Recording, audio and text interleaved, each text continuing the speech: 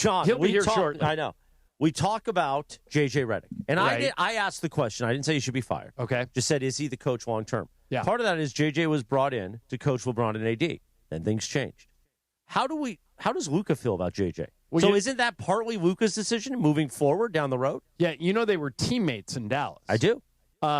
And so they had a relationship before he ever got here. And I think one of the smartest things JJ did was he went to Luka and JJ is really smart and he doesn't pull punches. That's in other for words, he'll say the quiet part out loud. So he went to Luka and he goes, look, you're the new face of the franchise and I'm just the coach. You tell me, do you want to be coached or not? Because there are superstars who just don't want to be coached. They want to be left alone and, do their own thing, and then I make all the parts work around them. Or I could get on you and coach you. And he goes, I want to be coached, and I want to be coached hard. I want you to when you see me do something that you don't like, I want to hear it immediately. So that's how they go. And I think it works. But, again, I know we have to question when a team is struggling, especially when the team plays like the Lakers did against the Celtics on Sunday in a nationally televised game and they don't show up, that you question everything. But I would maintain, Pepe, I'm curious if you agree, that the issues facing the Lakers are not coaching related as much as they are roster related.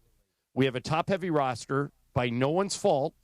LeBron makes a ton of money. Luka makes a ton of money. Austin's about to make a ton of money. So they had to fill in with what they could find. They had some good finds. Guys like Jake LaRavia were a steal. They had other guys that didn't work out as well. I think it's more roster construction than coaching. How about you? No, I totally agree with you because we need to make some adjustments in the roster, because one of the things that I wanted to talk to you, Island, and you guys too. Okay. Me also? Mason and me too, or just Ireland? And Chris? Okay. Because we talk table. about this. Yeah. Austin should come from the bench. I disagree. No, you do or you don't? I disagree. See, I love that idea. Yeah. And by the way, I would put Rui over there too. Yeah. And then when the Lakers would when they would make substitutions, then the second unit would be run by Austin and Rui. Rui's not getting any shots. Here's where I don't like it. Austin and Luka are one of the most successful two-man combinations they've got. In fact, they have a 108 defensive rating when those two guys on the floor. That's a sassy stat, which is shocking to me that the defense is that good. Well, they're both here, and they're on +9 when they're on the floor together. It's when you add LeBron that there are issues. Well, that's the point. When all three start, then that changes, right, because when LeBron leaves, then Reeves can come and play with Luka. That's what they were doing before. And to Pepe's point, what he's talking about is, if you start the starting lineup that we think they're going to start tonight, which would be Luka, Austin, Marcus Smart, Ayton, and LeBron. Yes. Okay. There's a pecking order on every team. Sure. On our team, Luka shoots first. LeBron shoots second. Austin shoots third.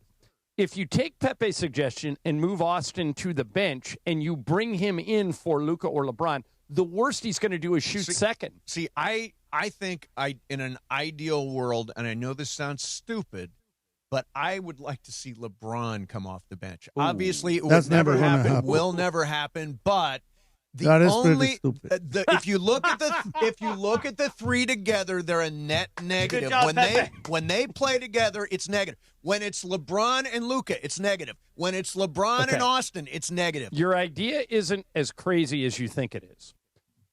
He has to start because of his stature in the game.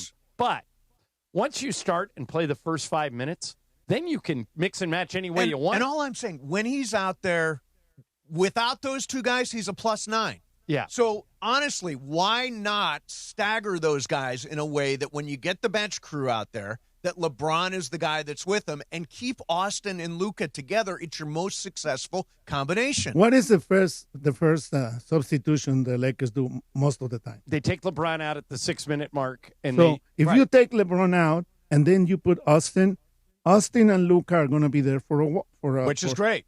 yeah, but that's if you what you put want. the three of them, there is not enough. It's only one ball. Yeah, Luka and Austin play very similar, very, very similar. And then you have two players there that are not the greatest defenders. Right. Okay. Again, the data disagrees with you.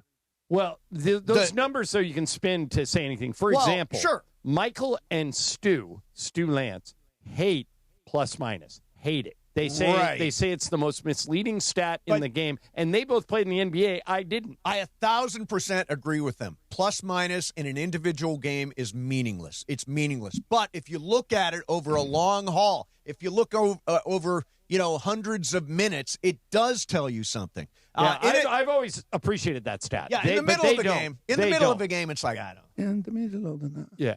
They and Pepe decides to sing some Billy Joel. Is that what that Pepe, was? you got to be able to go with a few more layers. You came out, you called them stupid. You got to go a couple more layers. Stupid, Pepe. Because you said you were stupid. No, I was just agreeing with you. In a world, ideally, in terms of talents and roles, the problem with all three of those guys out there is that they're each their own offensive hub. So it becomes LeBron's ball, dribble, shoot. Luka's ball, dribble, shoot. Austin's ball, dribble, shoot. Do you realize, John, that they had 50 fewer passes in the Boston game than they did in the Clippers game on Friday night? It was the stickiest that they have been all year, and that's not an accident. It was a terrible offensive performance. Yeah, that's a layer. They pay attention to assists. But so when they have more than 25 assists, they almost always win. Yeah, that's and when another they layer, have 30, they nerf. You know how many they had the other night? 18.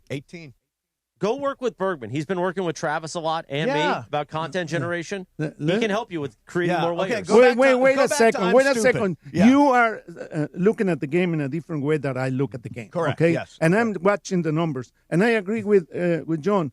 Not only the assists were bad, the rebounds were bad. Mm-hmm. The Lakers won when they never win. I think and they turnovers. got rebounded 50-38. Yeah. But let's just say this.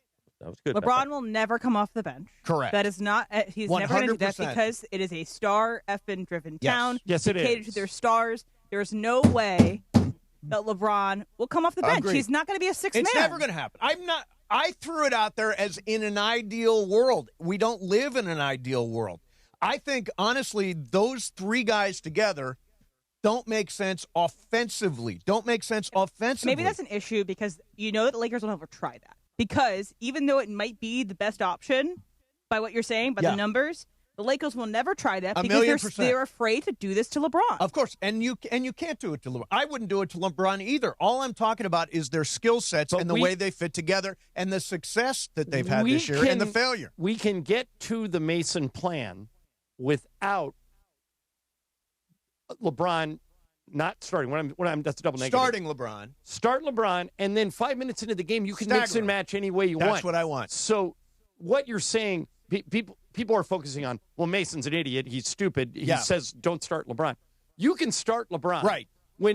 All I'm saying is stagger him so it's LeBron and the bench crew. Pepe will remember this. When the Lakers had their three-peat in 2000, 2001, 2002, the first team, AC Green always started, but he was at the end of his career.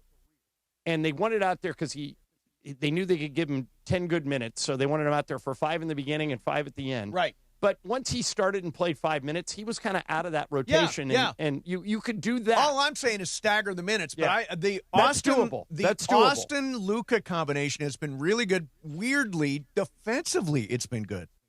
And I agree with you, but every team is different. And what we need is a set rotation that can work for the Lakers, okay? Right. Because right now we have a rotation that I personally don't like, okay? Right. I would like Austin to come from the bench because the other team is already playing the 3 best players. When you take LeBron and bring Austin, then they're going to have to make an adjustment. Right. Okay? If you have the 3 guys there, they're just going to, especially Boston. Boston is really good. I'm just going to co-sign everything Pepe just said. I'm just going to co-sign that. You want to co-sign that with me? Yeah, can I talk about Nash?